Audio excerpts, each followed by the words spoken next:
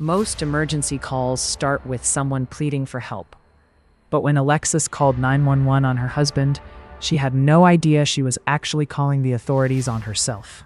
You just grabbed the kids and I'm scared. I love her. I don't want her to get in trouble. He's been physical with me multiple times. I feel like a bad mom.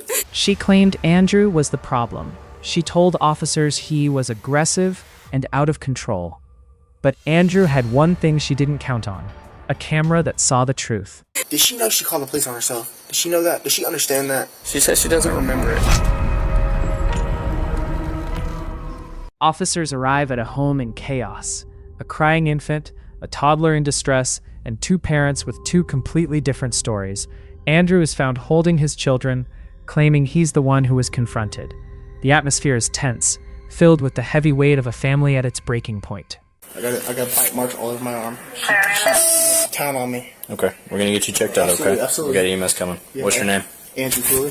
Last name Cooley? Cooley, I need yes, this put over here. Yeah, it's still on video. Can you put Liam in the car seat, please? I can, yeah. You can get strap him in. Just put him in there so he won't be able to get out, but just for a time, okay? Andrew is calm as he points out the injuries on his arm.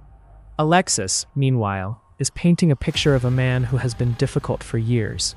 She claims the marks on her skin are just from the sun, not a struggle.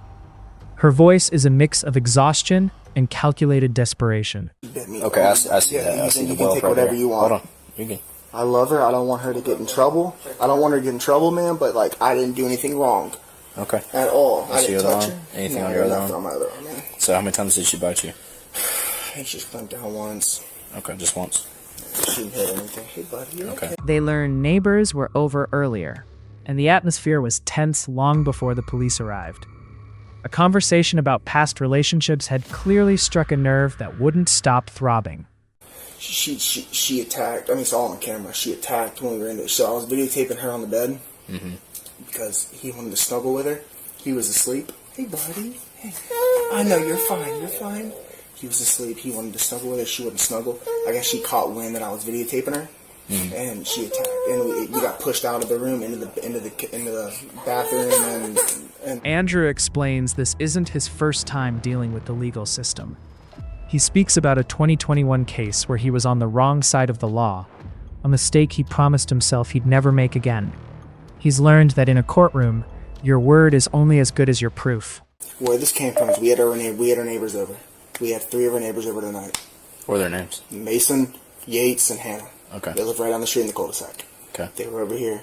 We were talking about past experiences. Okay. She was upset about it. She was intoxicated. Considering relationships? Alexis counters with a story of a husband who wouldn't leave her alone, claiming he used the camera to intimidate her rather than for safety. She argues the recording itself was the catalyst for the night's breakdown. He was like friends of his, and I've been trying to encourage him to make friends. He was inside with neighbors of ours that were drinking. I don't know how it got aggressive. While Alexis tries to find common ground with a female deputy, the lead officer begins the grim task of reviewing the phone footage. The grainy video reveals a truth that no amount of tears could mask. The scene captured on screen is a far cry from the victim narrative Alexis shared. I'm not doing anything. Stop, Alexis, stop.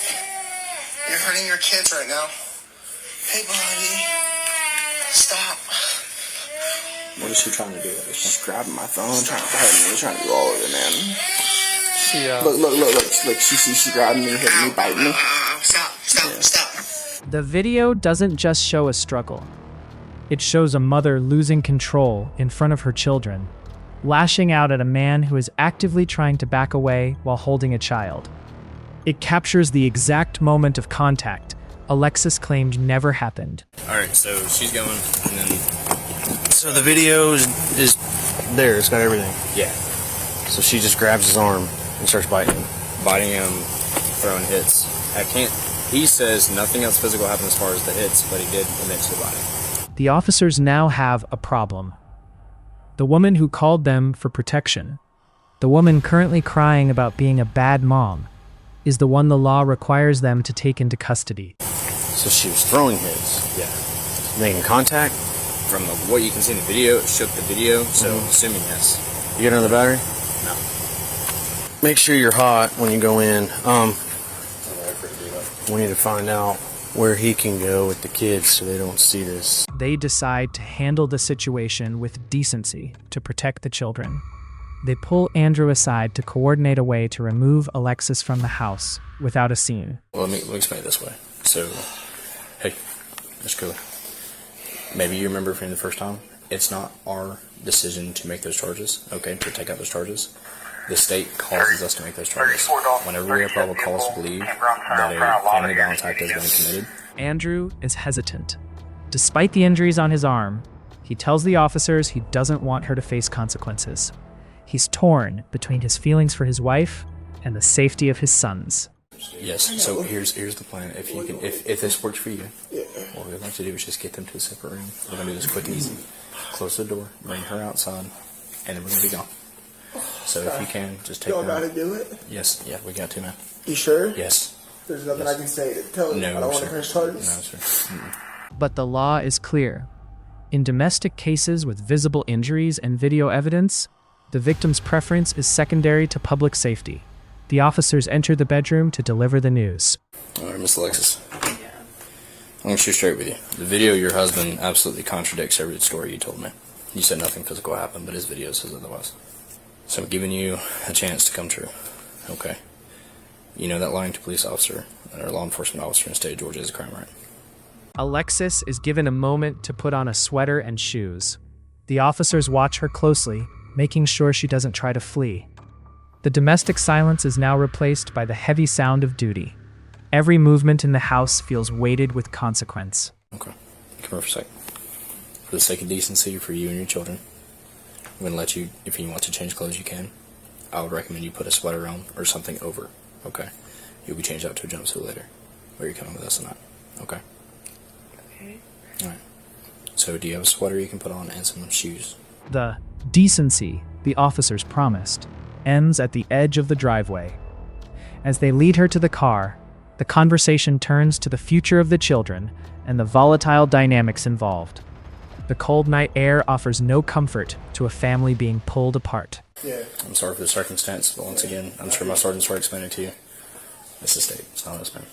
Okay, so you're familiar with the process and what that looks I like. didn't videotape it, but I videotaped it. I got you. And I feel like an asshole, man, because I videotaped it this time and this happened. Hey, Mr. Cooley, what, you're familiar with the situation and what the process looks like for the next steps for her. The officers explain that the state has taken over the case.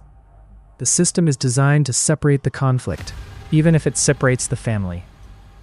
The reality of a no-contact order looms over the home like a long shadow. I love my family. I don't think there's any reason. But she doesn't want you to have contact with your She family? doesn't want to. She has her own reasons. I don't agree with them, but Okay. I abide by them to keep the peace at home. Because I feel more important, you know.